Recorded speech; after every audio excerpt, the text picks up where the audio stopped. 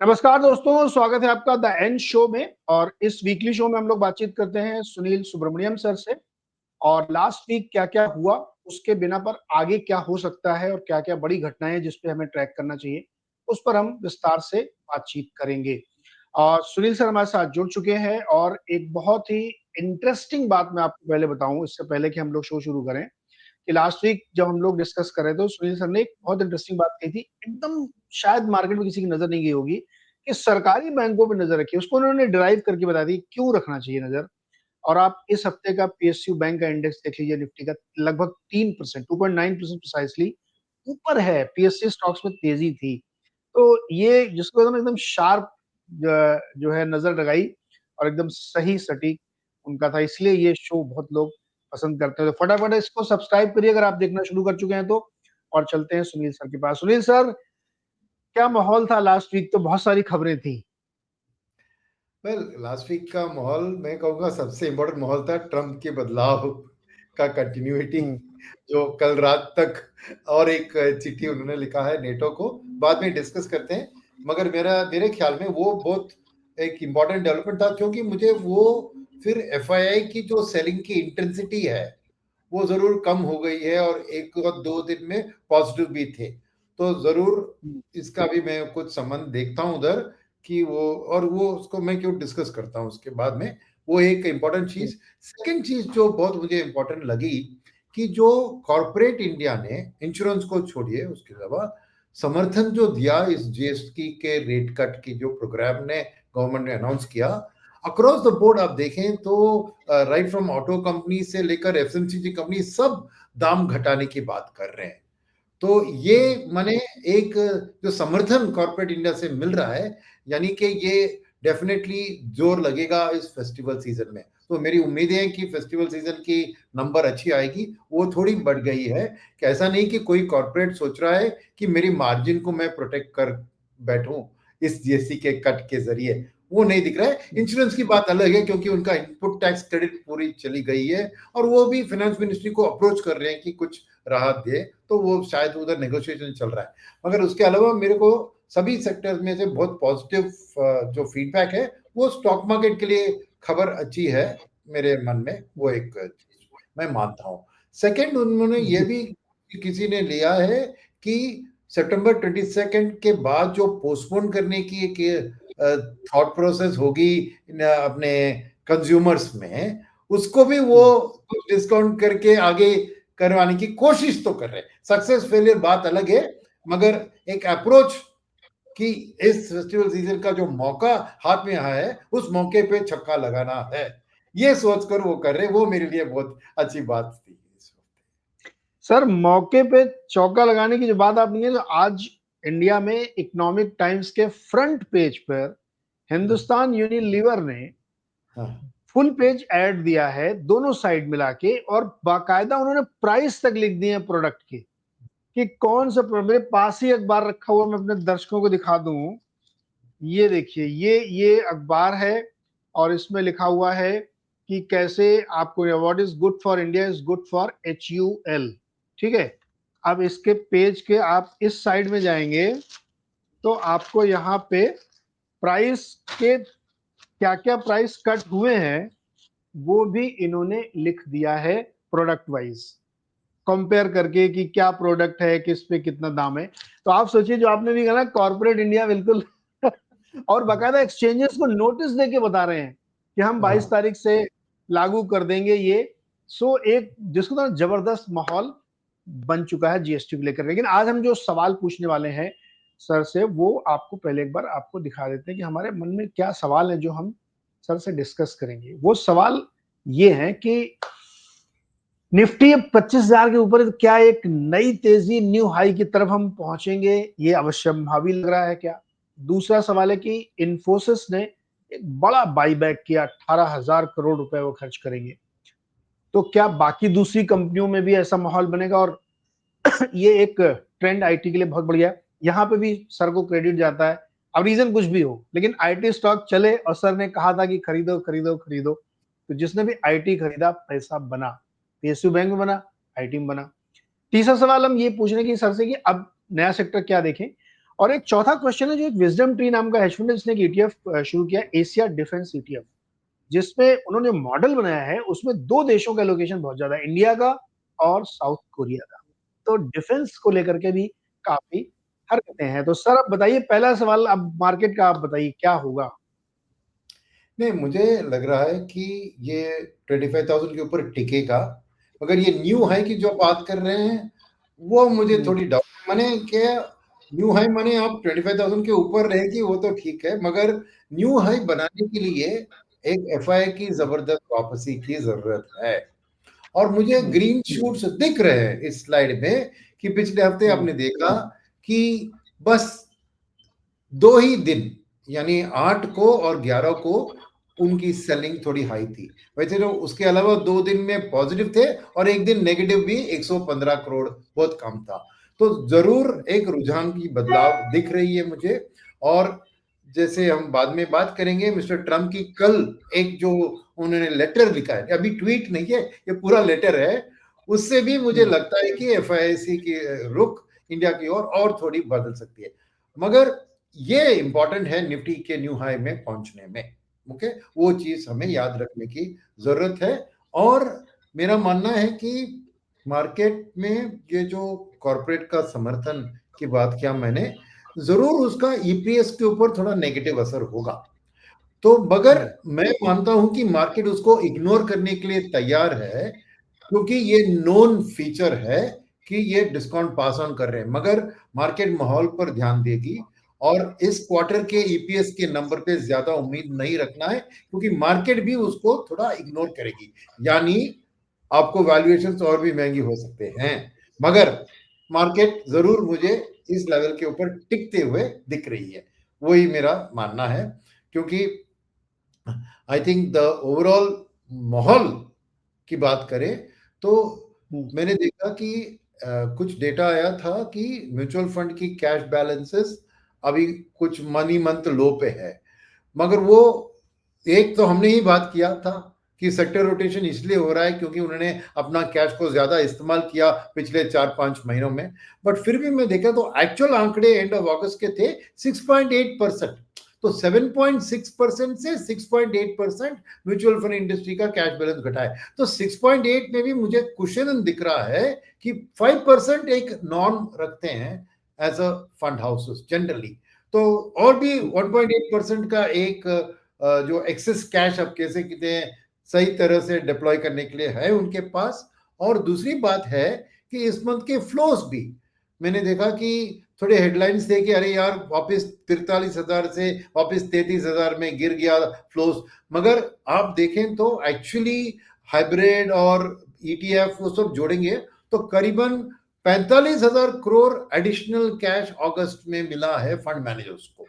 तो ऐसी नहीं कि कोई पैसों की कमी है, तो उनको जो भी पसंदीदा सेक्टर्स है उसको खरीदने लायक पैसा उनके पास है। तो मेरा मानना है कि सेक्टर रोटेशन बात अभी भी चलेगी, क्योंकि कुछ खरीदना है तो कुछ बेचना है, ये रियलिटी की बात है। इट्स नॉट दैट वो एक सेक्टर में एकदम नेगेटिव हो गए तो इसलिए, क्या है कि एक सेक्टर में बहुत पॉजिटिव हो गए हैं तो इसलिए उन्हें कभी ढूंढना पड़ता है कैश कहां से मैं उठाऊं, और तो प्रॉफिट बुकिंग का माहौल बनता है, बस वही चीज है। तो सेक्टोरली आपने बात की सर, तो ये देखिए आपके सामने पूरे मार्केट का सेक्टर वाइज क्या है और ब्रॉड इंडेक्स क्या थे। तो बाकी सारे इंडेक्स तो थे मिड कैप में थोड़ी सी ज्यादा, कह सकते हैं आप 2% के करीब। लेकिन defence sector 7%, IT 4%, PSU bank जिसकी हमने जिक्र किया था, आपने बोला था 2.9%, पब्लिक सेक्टर की जो बाकी कंपनी है वो भी 2.25%, और निफ्टी ऑटो में अभी भी रफ्तार बनी हुई है। तो ब्रॉडर जो अगर आप देखें तो कहीं कोई ऐसी निराशा नहीं। मैं ढूंढ रहा था कि लूजर वाले कोई सेक्टर ढूंढूं, तो मुझे कोई ढंग का सेक्टर लूजर में मिला नहीं, तो इसलिए फिर वो लूजर रखना मुश्किल था। तो क्या सर ये मानना चाहिए कि एक बिग पिक्चर में अभी बाइंग आ गई है, लेकिन चूंकि एकदम मार्केट 25,000 के ऊपर चला गया, जैसे आप कह रहे हैं न्यू हाई, थोड़ा सा मतलब एकदम से सोचना थोड़ा सा लगता है कि ज्यादा ही सोच लिया कुछ, तो वो एक प्रेशर रह सकता है अगला हफ्ता बहुत ज्यादा क्रूशियल हो सकता है क्या? नहीं, मैं वो नहीं, अब से कि ये वाले हफ्ते जो सामने आ रही है उसमें मिस्टर ट्रम्प की ट्वीट की बात एक है, मगर उसके अलावा सब न्यूज अभी ऑलरेडी है।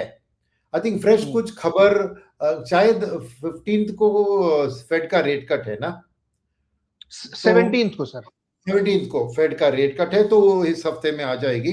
तो वो एक ट्रिगर फैक्टर हो सकता है, क्योंकि 85% मार्केट ने 25 बिप्स तो फैक्टर कर लिया है, मगर एक सरप्राइज 50 बिप्स रेट कट आता है तो डेफिनेटली एक risk on towards emerging market पैसा बढ़ेगा, तो एफआईएस का रुझान में बदलाव आ सकता है। तो वो एक ट्रिगर पॉइंट हमें याद रखना है। उसके अलावा मुझे, क्योंकि सितंबर 22 को नवरात्रि की डेट से ये शुरू होती है सेल्स, अपना जीएसटी का कट, तो वो एंड ऑफ नेक्स्ट वीक के बाद ही है ना, 22 अगले हफ्ते में आ जाता है। तो कुछ खास ट्रिगर्स नहीं है, जस्ट एक continuance of the same thing मैं कहूंगा। और मेरा मानना है कि थोड़ी बहुत सेक्टर रोटेशन, प्रॉफिट बुकिंग ये चलेगी, क्योंकि जैसे आप अभी देख रहे हैं, दिखा रहे हैं यहाँ पर कि इन्फोसिस की बात, क्योंकि आईटी की स्टॉक की रैली, तो आईटी की स्टॉक की रैली में हवा अदर देन इन्फोसिस भी आने का कारण है रुपी का डिवैल्यूएशन। वो एक, क्योंकि रुपी थोड़ी वीक हुई थी इस वीक, और आने वाले दिन में टैरिफ को काउंटर करने में डिवैल्यूएशन एक अस्त्र या कुछ कह सकते हैं गवर्नमेंट के हाथ में, तो शायद वो मैं अगले हफ्ते नहीं but in the short term में देख रहा हूँ कि 90 पार हो सकती है रुपया। अब वो खबर जनरली नेगेटिव देखा जाता है, मगर आईटी सेक्टर के लिए खासकर वो एक पॉजिटिव खबर हो सकती है। मगर it all depends on how the tariff place out, क्योंकि क्या है कि अगर एफआई की सेलिंग भी कम होगी तो आरबीआई के ऊपर भी प्रेशर कम होगा उतना डॉलर खरीदने, इन अपना इन एफआईएस, आउटगोइंग एफआईएस को देना पड़ेगा ना डॉलर, तो राइट वो वाली बात है। मगर आईटी के लिए वो एक क्लियर है। सेकंड, रेट कट की बात करेंगे हम, तो शायद उधर बीएफएसआई सेक्टर के लिए पॉजिटिव होगा यूएस में, तो थोड़ी बहुत आईटी बाइंग बीएफएसआई सेक्टर से पॉजिटिव आउटलुक आ सकती है। ये सब देखने वाली चीज है।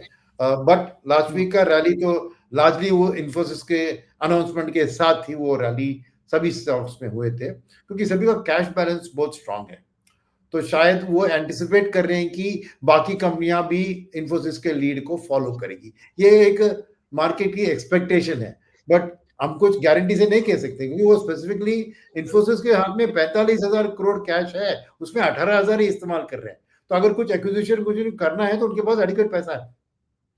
जनरली बायबैक का सीन होता है कि अगर कंपनी फील करती है कि एक हमारे बिजनेस में हमें फ्यूचर नहीं है, तो पैसा में रख के क्या वापस दे दे, वो एक सोच होती है नॉर्मली। सेकंड होती है कि अगर उनको लग रहा है कि स्टॉक प्राइस बहुत अंडर परफॉर्म कर रही है, whereas they have a belief in the company, तो बायबैक वो एक रूट होता है कराने के लिए। और तीसरी बात यह है कि जनरली एक सेंटिमेंट को इंप्रूव कराने के लिए वो करते हैं, राइट, डिपेंड्स। अभी इन्फोसिस में क्या है कि कोई प्रमोटर खास करके बड़ा शेयर होल्डर नहीं है, इट्स फेयरली वाइड स्प्रेड। आप देखें तो एफआई की होल्डिंग भी ज्यादा है इसमें है, तो इसलिए मेरा मानना है कि वो शायद ये शेयर प्राइस की जो गिरावट में उनको लग रहा है कि ये एक तरह का उनका एक अच्छी इन्वेस्टमेंट है अपनी कंपनी में ही, बायबैक वही होता है ना। राइट। अच्छा सर, ये जो हम लोग अभी ट्रम्प का ट्वीट भी डिस्कस करेंगे, जो लेटर लिखा उन्होंने एक्चुअली, लेकिन उससे पहले मैं थोड़ा सोच रहा हूँ डिफेंस वाला डिस्कस कर लें। डिफेंस का इंडेक्स लास्ट वीक जबरदस्त चला, निफ्टी डिफेंस में हम लोग अगर देखें तो 7% की तेजी थी उसमें। अब इसका विजडम ट्री से कोई डायरेक्ट कोरिलेशन नहीं है, अभी तो उन्होंने मॉडल बनाया ही है, लेकिन जिस तरह का माहौल डिफेंस में दिख रहा है और ये विदेशी फंड भी इस तरह सोच रहे हैं, क्या आपको लगता है कि इतना प्रॉमिसिंग सेक्टर बनेगा आगे जाते हुए? नहीं, जरूर मेरी आउटलुक ऑन डिफेंस बहुत पॉजिटिव है, क्योंकि मैं आत्मनिर्भरता का सक्सेस डिफेंस में है, और ये आत्मनिर्भरता जो ड्रोन्स और यूएवीज उसमें ना ही इंडो पार्क में हमारी काम आई, मगर ब्राजील बहुत से देशों ने हमसे ऑर्डर प्लेस किए हैं। और सेकंड, अभी ट्रम्प की कार्रवाई के कारण यूरोप में भी सभी देशों अपना डिफेंस का बजट बढ़ा रहे हैं और सब मॉडर्न टेक्नोलॉजी वॉरफेयर में है, तो इंडिया के export orders for this on the new age बहुत अच्छी आउटलुक है उसकी। और गवर्नमेंट ने भी खुद खास करके बड़ा ऑर्डर रिलीज किया है PSU डिफेंस के लिए इस पिछले कुछ दिनों पहले आपने देखा होगा। मगर एक बात मैं कहना चाहूंगा जो आपके कहने के विपरीत है। आपने कहा कि ये विजडम ट्री का लॉन्च होना और डिफेंस की प्राइस में बढ़ने का संबंध नहीं है। मैं कहता हूं कि पूरा संबंध है, क्योंकि यही होता है मार्केट ऑपरेटर्स का काम। जब उनको पता होता है कि विजडम ट्री आएगी तो उसके पहले वो जाके उन स्टॉक्स को खरीद लेते हैं। तो डायरेक्ट कोरिलेशन है, मेरा मानना है।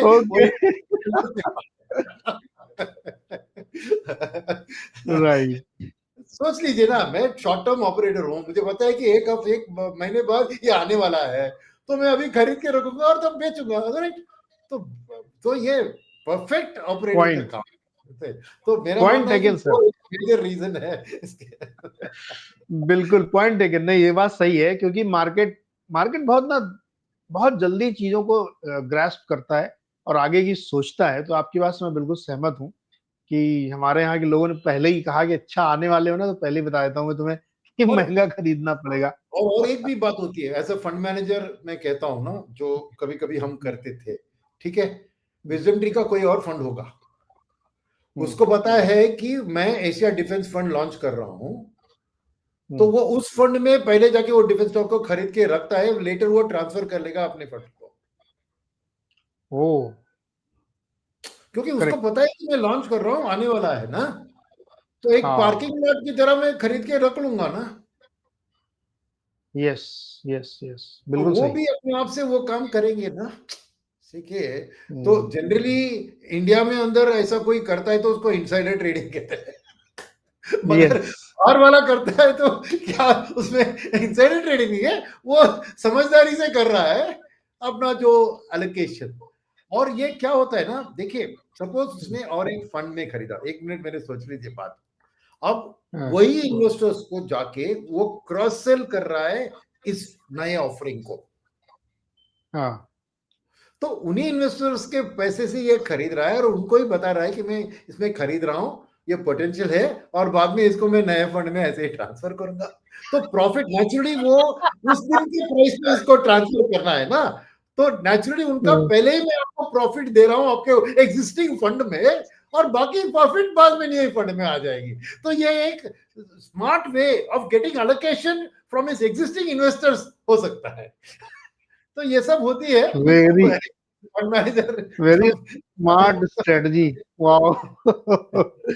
तो हमने बात कर ली आईटी की, और हमने बात कर ली ब्रॉडर मार्केट की, और हमने डिफेंस की बात कर ली। सर एक क्वेश्चन मेरा था कि जैसे पिछली बार आपने, मतलब पिछली बार जो इतना सटीक पड़ा बैंक वाला, सरकारी बैंकों वाला, आईटी वाला भी देखिए एकदम सही पड़ा।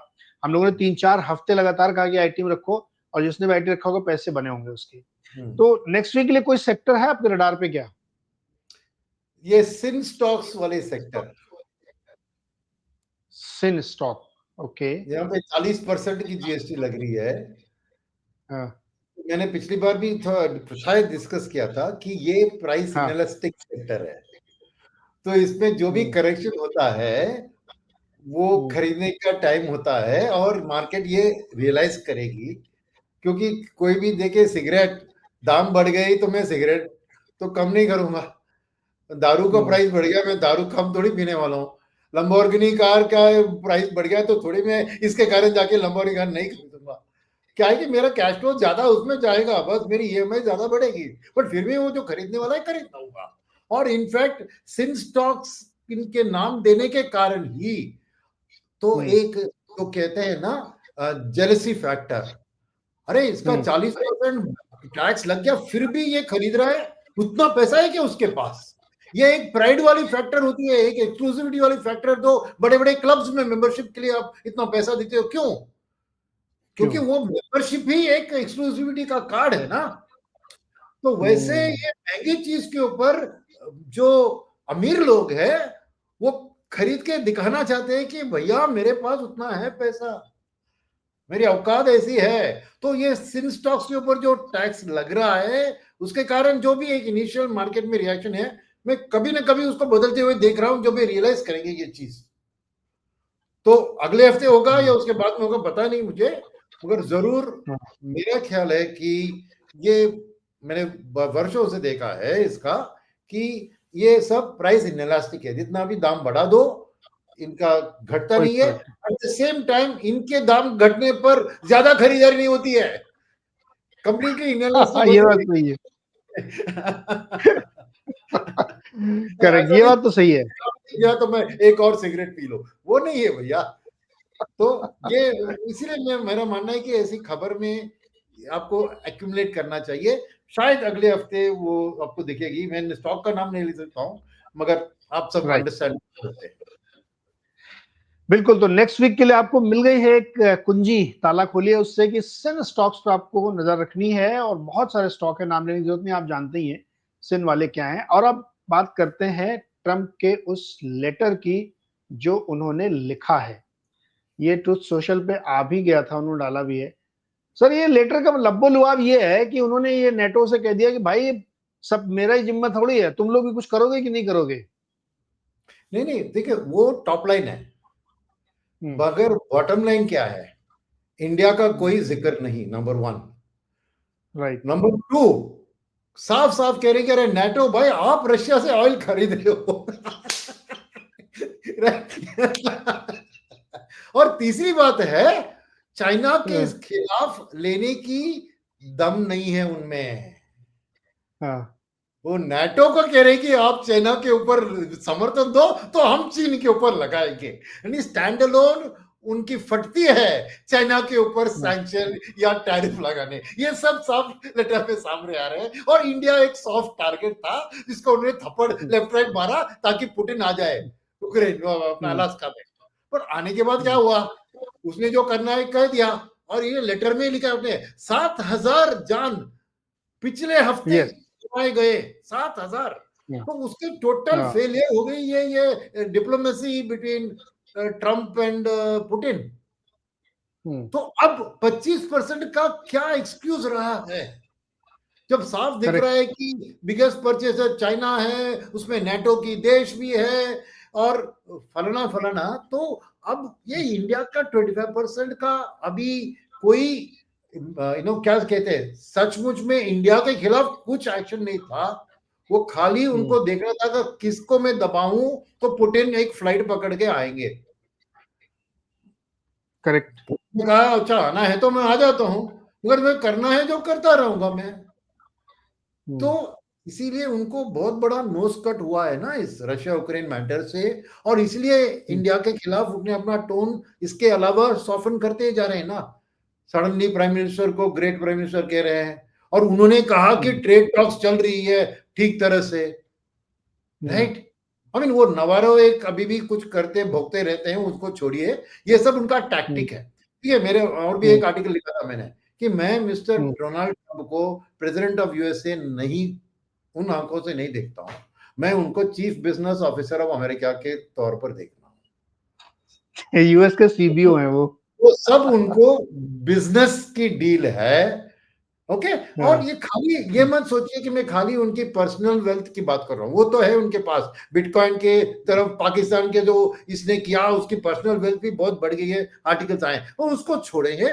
Even as a business officer of America, tariff hmm. उनको क्यों लगाना था, क्योंकि fiscal deficit out of control जा रहा था, तो इसलिए उनको वो इनकम हम्म। लाना जरूरी था, राइट। तो वो जो भी करते हैं वो उस बिजनेस मेंटालिटी, बिजनेस का मेंटालिटी क्या होता है कि मुझे अल्टीमेटली डील को विन करना है। हम्म। सेकेंड इज बिजनेसमैन को कोई मेमोरी नहीं होता है, कहीं no permanent enemies no permanent friends. मुझे काम हम्म। करवाना है, काम होना है, उसके लिए जो भी करना है मैं करूंगा। तो इनकी पूरी डीलिंग्स में, आई मीन पीपल कहते हैं taco, Trump always chickens out, तो actually it's just a meme, it's a word, but actually वो पहले ही मान चुके हैं कि मेरी जो फाइनल आउटकम चाहिए मुझे वो कुछ अलग है, मगर मैं डिमांड बहुत आउटरेजस करूंगा ताकि वो आउटकम आ जाए। मगर सब लोगों को लगता है कि वो उन्होंने चिकन आउट कर दिया, 150% टैरिफ बोला और 50 पे सेटल हो गया कि समझो कि 100% गिव अप कर दिया। नहीं, वो कह रहे हैं कि अरे 0 से 50 हो गया ना, वही मेरी इच्छा थी। तो क्या कहता हूं ना, अगर आप उसकी बात करते, ये सब भी देखिए जगह क्रिएट कर रहे हैं किसके लिए, नेटो से वो समर्थन हटाने के लिए, क्योंकि करेक्ट। ये पॉसिबल कंडीशन है। NATO can not stop buying from, अरे ये ऑयल की बात कर रही है, अरे गैस में यूरोप गैस का पाइपलाइन लगा है अंडरग्राउंड में। विंटर का सीजन अभी सामने आने वाला है, 2 महीने में विंटर है। वो बिना रशियन गैस के, अरे उधर लोग घर में बैठे बैठे मर जाएंगे अगर they are not able to heat their homes. तो yes. ये नाटो के ऊपर दबाव डाल रहे हैं कि वो करे तो मैं भी साथ करूंगा, क्योंकि अलग उनका चेना के ऊपर कोई कार्रवाई लेने के लिए उनका दम नहीं है। साफ साफ दिख रहा है ना इसमें। करेक्ट। तो अब इसमें पूरी चिट्ठी में इंडिया का नामो निशान नहीं है भैया। तो इंडिया फ्रस्ट्रेट हो रहा है, मुझे लग रहा है ट्रम्प कि यार मैं इतना कुछ कर रहा हूँ, कोई सुन ही नहीं रहा मेरी। तो ये खैर बहुत इंटरेस्टिंग डेवलपमेंट है, और इस पर देखते हैं आगे क्या होता है, जो कि जैसे जैसे समय बीत रहा है वैसे वैसे चीज हो रही है। सर एक क्वेश्चन और है लास्ट में। लास्ट वीक हम लोगों ने देखा कि ओरेकल में उसने जो अपने रिजल्ट पेश किए उसके बाद स्टॉक में तूफानी तेजी, 40% स्टॉक भागा, और उसके जो सीईओ और फाउंडर थे वो दुनिया के कुछ समय के लिए, कुछ घंटों के लिए रिचेस्ट आदमी बन गए, इलान मस्क के पीछे छोड़ दिया। और अगले 4 साल की उन्होंने गाइडेंस दे दी कि $150 बिलियन का हम रेवेन्यू करेंगे, पता नहीं क्या क्या, मतलब जबरदस्त हुआ है। तो उस पर हमारे इंडिया में अखबारों ने बहुत आर्टिकल लिखे। एक हेडलाइन मुझे बड़ी कैची लगी, if you want to comment, कि Oracle is buying future and our companies Infosys is buying past। ये बहुत ही कैची हेडलाइन बिजनेस लाइन ने आज लिखी। क्या कहना चाहते हैं ये लोग यहाँ पे? नहीं देखिए, ये क्या है कि ना ओरेकल का जो प्राइस राइज है वो खाली एआई के कारण है, राइट। उन्होंने एआई के जो बाइंग द फ्यूचर है वो एआई की ओर अपने बिजनेस मॉडल को बदल के उसके ऊपर वो काम करवा रही है और बता रही है उसकी आउटलुक। हमारे लोग ना बहुत कंजर्वेटिव है, वो अंडर प्रॉमिस करके ओवर डिलीवर करने की कोशिश करते हैं। वेरएज अमेरिकन जो लोग हैं वो प्रॉमिस आउटरेजेस करते हैं, उसके बाद होगा ना होगा बाद में देखा जाए। ये एक ह्यूमन कल्चर है, ये इंडियन कल्चर है हमारा।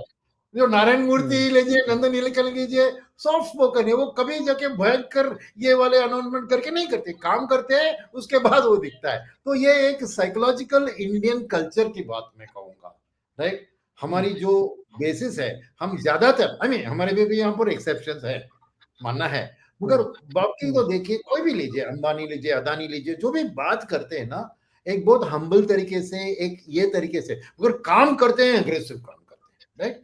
तो मेरा मानना है कि आईटी में भी ऐसे नहीं कि टीसीएस, इन्फोसिस, विप्रो एआई के ऊपर नहीं काम कर रहे हैं, ये नहीं कर रहे हैं, मगर उसका बड़ा बड़ा अनाउंसमेंट करके एक्सपेक्टेशन को नहीं बढ़ा रही है, वो कैलकुलेटेड है। और ये समझना कि वो अनअवेयर है एआई की बात और पास हिस्ट्री पे डिपेंड कर रहे हैं, ये बहुत गलत सोच। ये कंपनियां have seen multiple crisis, Y2K को देखा है, 2008 का क्राइसिस देखा है, सब चीजों को देखकर आगे बढ़ी है, और उनके पास कैश बैलेंसेस बहुत स्ट्रांग है, इसलिए बायबैक भी कर रही है। तो एआई में suppose they are working on an acquisition, समझिए, तो फर्स्ट एक्सचेंजेस के माफिक उनको उसके बारे में बताने की परमिशन नहीं है, क्योंकि they can not talk about a deal until it is done, क्योंकि नॉन डिस्क्लोजर एग्रीमेंट साइन होता है ना। तो इनके पास अगर कोई कंपनी रिलेटेड कंपनी खरीद रहे हैं, वो खरीदने के बाद ही वो आके सामने दिखेगा। वो ये नहीं बताएंगे मैं एक्विजिशन के लिए ढूंढ रहा हूं एआई में, मेरे पास 10,000 करोड़ का कैश है, ये हमारी स्टाइल नहीं है। मगर मान लीजिए मुझसे कि ये सब कंपनियां पूरे वर्ल्ड में छान मार रही है कि कौन सी एआई कंपनी को हम मर्ज करें, अक्वायर करें और फास्ट ट्रैक करें एआई की अप्रोच। हमें इनको एक, ये पुरानी जो कंपनियां हैं ये नए मॉडल में सरवाइव नहीं करेंगे करके इनको देखना डालना बहुत गलत है। मगर सैड थिंग इज कि मार्केट ऐसी सोच रही है, और मैं कॉन्ट्राडिक्ट हूं इस पर। मार्केट मेरी सोच से और मार्केट की सोच में जरूर मार्केट को कॉन्फिडेंस नहीं है, ये तो मानना पड़ेगा, ओके। मगर मैं कह रहा हूँ कि पास्ट हिस्ट्री मैं बता रहा हूँ कि ये ऐसी कंपनियां नहीं है, they have survived the toughest of times, और इस चीज को भी वो आगे लेकर बढ़ेंगे। तो मैं ऐसी हेडलाइंस तो न्यूज़पेपर वालों के काम है कंट्रोवर्शियल हेडलाइंस छपवाने की, क्योंकि no news sells like bad news. Yes. Very interesting. नहीं, बहुत ये एकदम सही पर्सपेक्टिव, और ये सर्विस कंपनी है, इनको directly apple to apple comparison करना भी ठीक नहीं है। वो प्रोडक्ट कंपनी है, ये सर्विस कंपनी है, डिफरेंट लेवल पे काम करती है ये। तो कुल मिला के नतीजा ये निकला सर कि अगला हफ्ता सिन स्टॉक्स पर नजर रखनी है, और चारों तरफ माहौल अच्छा है, इसलिए ये होप रखनी चाहिए कि नेक्स्ट वीक और बढ़िया होगा। करेक्ट। ओके, वही मेरा तो ख्याल नेक्स्ट वीक अच्छा होगा, ये हम उम्मीद करते हैं। बहुत है। दिनों बाद 25,000 के ऊपर गए हैं, और एफआई का रुख भी थोड़ा सा नरम पड़ता हुआ दिख रहा है। लास्ट वीक का डेटा ये साफ साफ बता रहा है। तो नजर बनी रहेगी, और 17 सितंबर की रात में 11 बजे के आसपास फेड अपने रेट कट का अनाउंसमेंट करेगा, जिसको हम सुबह 18 तारीख को डिस्काउंट करेंगे। 25 बेसिस पॉइंट लार्जली डिस्काउंटेड है, 50 हो जाएगा तो बोनस पता नहीं होगा कि नहीं होगा, लेट्स सी। ये उस अगले हफ्ते की बड़ी खबर है। उसके आगे पीछे क्या होगा, इस सब का लेखा जोखा हम लोग वीकेंड वाले शो में करेंगे। सुनील सर, बहुत बहुत शुक्रिया जुड़ने तो के लिए, बातचीत करने के लिए, और बेहतरीन एनालिसिस करने के लिए। और आपको 3 चीयर्स सर, आपका आईटी चल रहा है और आपका पीएसयू बैंक चल रहा है। Thank thank you, you so thank you. Much sir, बहुत ही शानदार आपने व्यू हमेशा दिए हैं।